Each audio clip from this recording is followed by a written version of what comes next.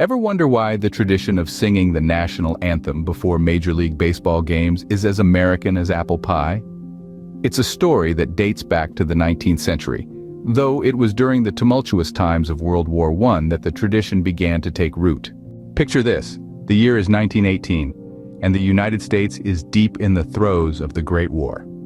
Amid the tension, the seventh-inning stretch of the first game of the World Series between the Boston Red Sox and the Chicago Cubs brings an unexpected moment. The strains of the Star-Spangled Banner echo through the stadium, with soldiers in attendance standing at attention and others joining in spontaneously. This emotional moment resonates, marking the beginning of an enduring tradition. As time marched on, the anthem's presence in baseball became more consistent. It was played during special occasions like opening day, national holidays, and the World Series. Then, as America found itself embroiled in another world war, the anthem became a regular feature, a beacon of unity and national spirit. The technological advances following World War II further cemented this tradition. Public address systems made it easier to play the anthem in stadiums, transitioning it from an occasional tribute to a pre-game ritual.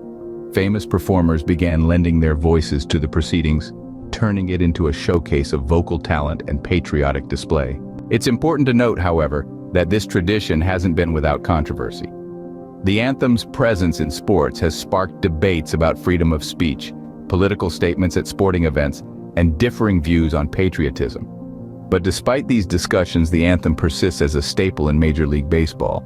So the next time you're at a game and hear the opening notes of the Star-Spangled Banner, remember that it's more than a song. It's a piece of history, a symbol of resilience, and a testament to the power of tradition in America's favorite pastime.